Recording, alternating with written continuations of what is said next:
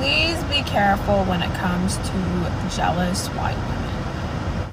Hello guys, welcome back to my channel. How are you doing? If you are new, my name is Lizzie. Guys, I really don't care how this sounds, but this is not an attack on white women. This is simply in defense of women of color. Please be careful when it comes to jealous white women. From what I've noticed, jealous white women are some of the most vicious, scary, and downright violent personalities out there. People can talk about jealous black women, people can talk about jealous women, but when someone is used to having something their way for so long, it's almost like a spoiled child getting, like separated from their Xbox, or like not getting sweets, or not getting to stay up, or something like that. It's like they haven't done this emotional work needed to suppress, or I guess express, or understand their jealousy and where it's coming from.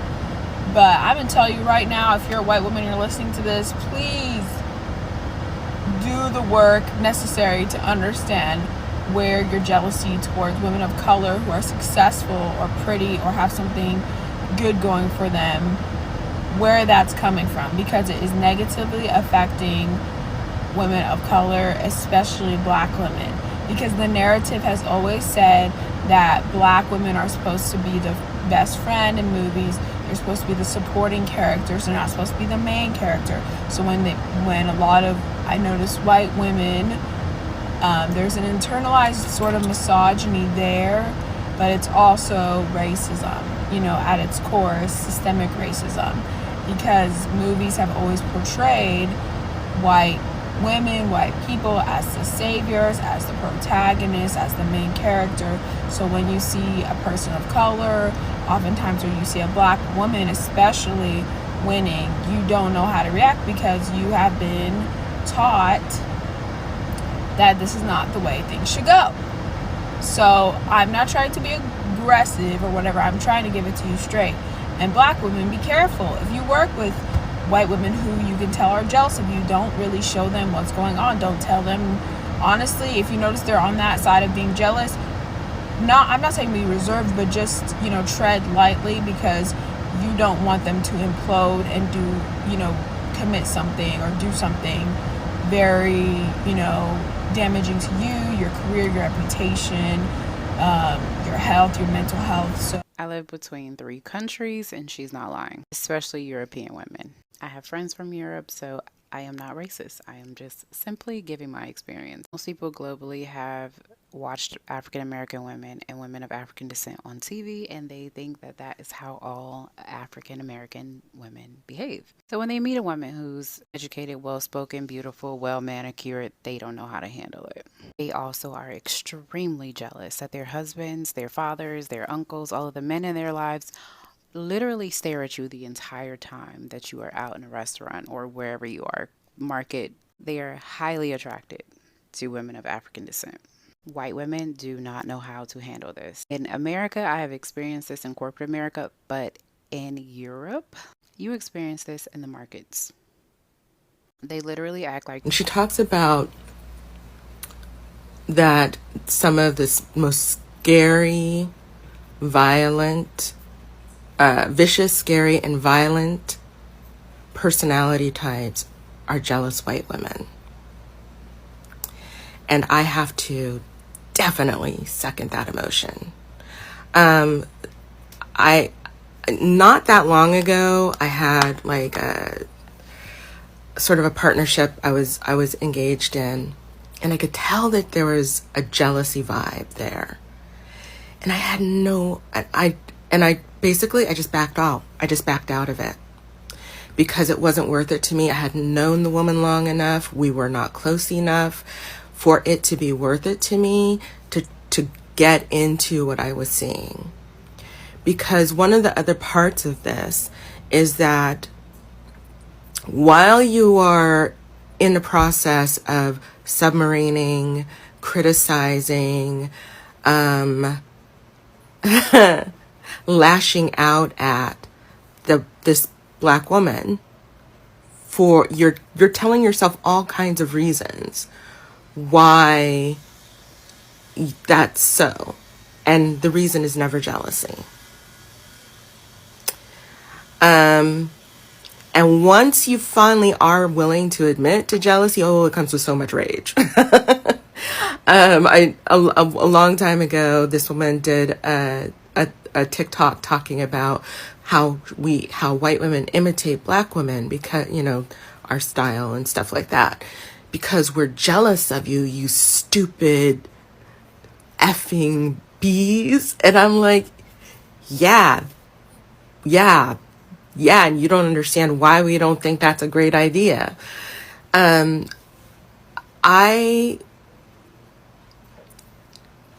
know that this is the way that this functions in whiteness. This is something that y'all do to each other all the time. Because when you are taught to center men as your power source, when you are not shown and taught how to interact with your own internal power source, and it has to come from outside of you, women are always your rivals. It doesn't really matter who she is, what she looks like. When all women become your rival. And so, and especially, it gets especially touchy, difficult, I've noticed, for women who are not supposed to be in the competition in the first place. And black women are definitely a group that has been identified by society as one that is not supposed to be in a competition for male power, for leftover male power, right? Through men. And so there's an intense reaction that I've seen white women have with each other when they feel that the woman is, you know, in a body that doesn't seem, that society doesn't tell us is the most desirable body. I've seen some of the most vicious behavior come from white women towards those women who are a little heavier or not as like, who don't meet the beauty standard in whatever way, the feeling that they can do whatever they want to her because how dare she? And there's a lot of how dare she in the way that your jealousy against black women especially comes across. There's a lot of how dare she. And I do recognize that this is something y'all do to each other, but it isn't the way that we operate. And the other piece of it is that there are no sides. Usually when this stuff happens, especially in the workplace, people line up on your side and we're left drifting because nobody's going out on a limb for us, for the most part. Now, I say that's bad for you. It's bad for you because all it does is it makes you feel horrible, and it confirms for you, rather than learning from the black woman who would be willing to teach, most likely willing to teach the thing that you need to, the thing that you are jealous of her about, who would be willing to advise. Well, rather than making her your ally, you decided to torpedo her. And that can't make you feel good, especially since niceness is so important to white people and goodness is so important to white people. That is not a good feeling. And so then you're more angry with her. So here's what I suggest. When next time you come up against one of those really, you know, there we go, really big feelings, and that makes you want to lash out at another woman, especially another black woman, at a woman of color. Black and brown women have this experience a lot. Stop. Sit with the feeling. and journal. And likelihood is you'll have lashed, but also the likelihood is you'll have lashed out before you noticed what was up. So after that, stop, sit with the feeling, journal, and then apologize. Apology is powerful for the creation of better treatment of other people. When we acknowledge to another person that they deserve better treatment at our hands, we actually teach ourselves to treat people better. It's what it's really one of the things that I learned in the process of learning to control my temper, because I had a really bad temper when I was young. And what I would force myself to do, because I hated to do it, was every time I lost it, I would apologize. Because I hate to apologize. But it would really ground in that lesson. And now, here's the other part of it. Here's where we get to the anti-blackness part. I mean, we've been there for a bit there, but this is where we really get to the root of it. When that part of you, there's going to be a part that kicks in, that just sort of kicks against the idea of apologizing to that woman of color, especially that black woman. Sit with that feeling and ask yourself, why do I feel like this apologizing to her is such a big deal? And then journal that feeling. This is not going to be pretty. It's not going to feel good. But remember, this is not about you being a good person or a bad person. This is about socialization, right? And learning to do better. Okay? So no, right now, in this moment, you might not be the kind of woman who is able to or willing to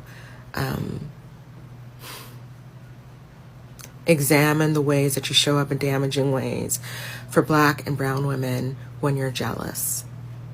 You might not be that kind of woman right now. And you might have done a ton of anti-racism work. Many of you will have done a ton of anti-racism work. And you still might not. Now, sitting here watching this video, but the next time you feel the need to lash out at a woman of color, especially a black woman, stop, sit with the feeling, journal. If you have lashed out, if you've already gone the step too far, stop, sit with the feeling that you get when you start thinking about apologizing to her. But do apologize. It'll do you good. Well, this sister here is talking in regards to white women, to black women in the workplace, and I've seen that, and it's super nasty, and I don't want to take anything away from that. I just wanted to build and add on to it.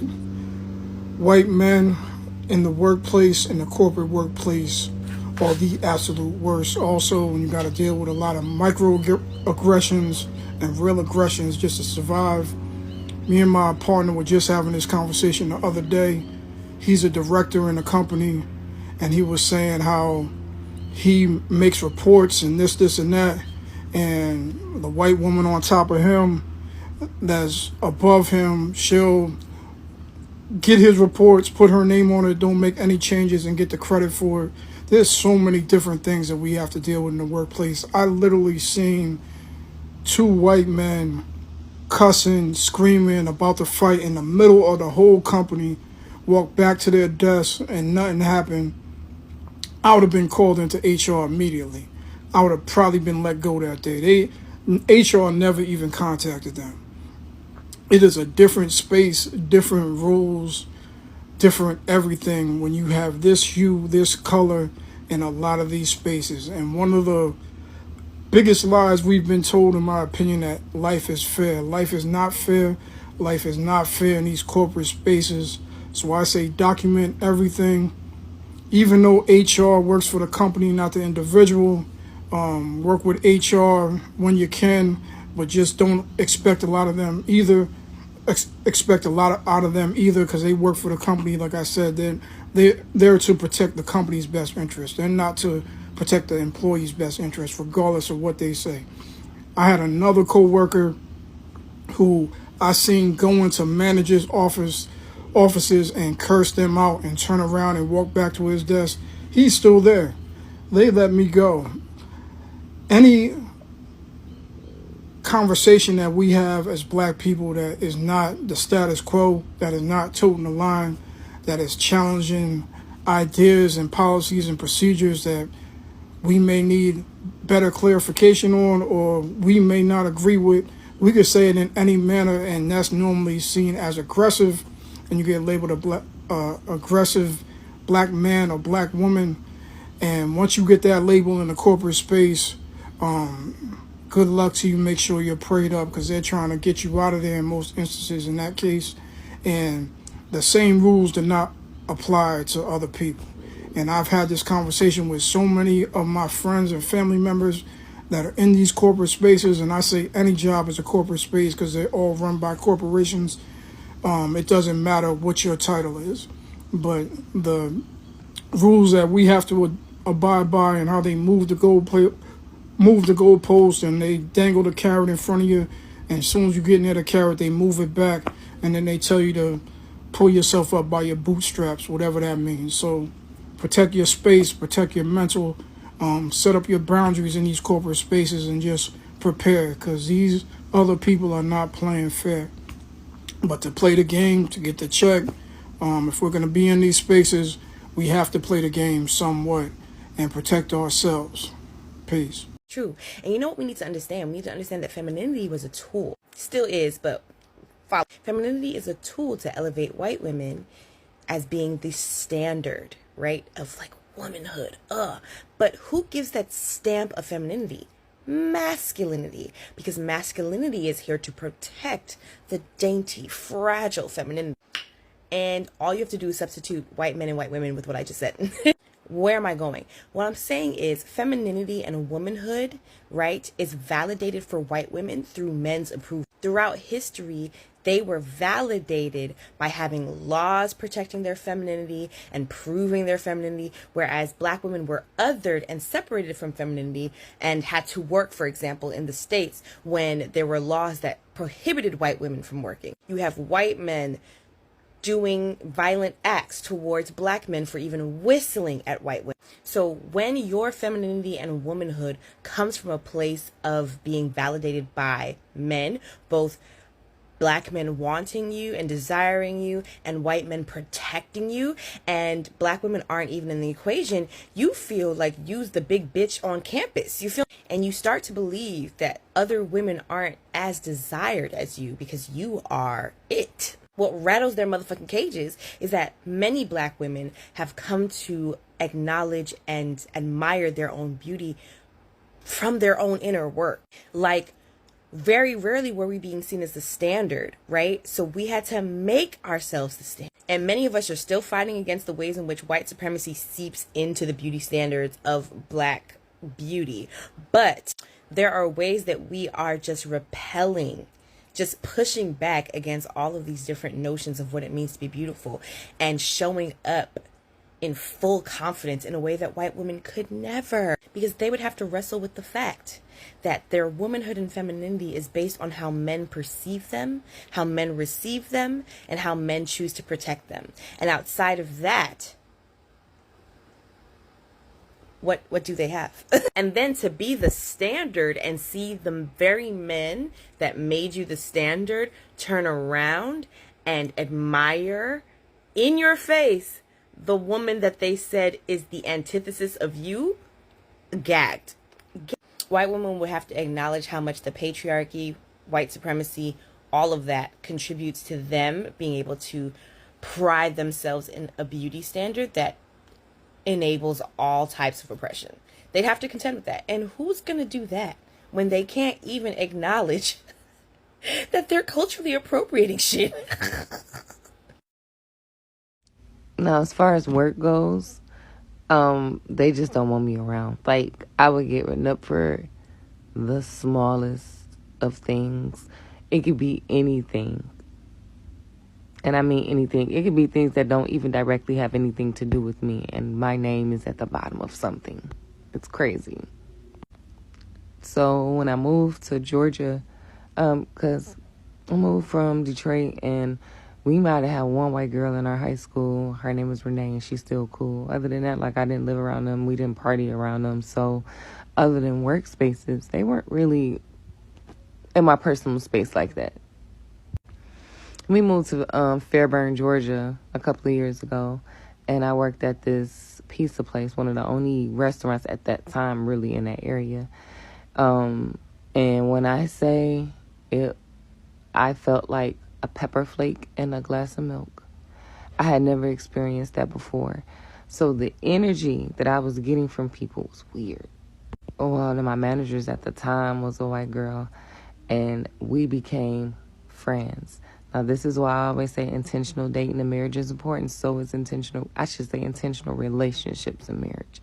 Because intentional friendships is important. That proximity to closeness get my ass every time. Just because we cool when we come to work and we have to be around each other doesn't mean we're actually friends. But they're younger, and I look younger. So anyway, don't be doing better than them romantically. I have always got princess treatment. And I find that not even just miserable or single white women, but just white women in general. I don't know if they are surprised to see how people really treat us, not how they say they treat us or don't like us online, but I mean really treat us, hang off our every word, love our skin, want to live in it. When they see that, not only from our significant other and how gently we're treated, but from other people, especially somebody they find attractive, but you don't, or you aren't available, it eat their ass up. So then they go from like slight hate to trying to be your friend, because then that's where the imitation comes, the box braids, etc., etc. They feel like, especially when they date guys of color, that maybe if I look aesthetically pleasing like she does, because I'm prettier than her, I have to be, right? When they can't get that off because they are just who they are, then it starts to become like an obsession with you and a competition with your significant other. She sent me like an edible arrangement on like just like a Tuesday. So I called my husband and thanked him, because who else would be doing that for me? She always wanted to buy me gifts. She constantly wanted to hug me or like be reassured by me. And it was like having an infant. It got to the point where like I had to tell her to stop coming by my house. Like, she kept saying things like, "You hanging out with your husband again tonight? Or what are you doing tonight?" I'm like, "Oh, I'm probably gonna watch a movie with my husband." "You're hanging out with him again? You're always with him." Yeah, bitch. So when they can't compete with you, they either want to like break up with you. If they can, break up what you got, but if they can't, kind of join. So then she started trying to be like kind of gay with me. I don't know, child. Then I told her to stop coming by my house, and she pulled a single white female on me. And I had to really tell her, "Don't bring your ass back over here. I don't want to have to fuck you up. Why would you? What is wrong with you?" Like, she stalked me. She made fake pages. Like, I don't know what's wrong with them.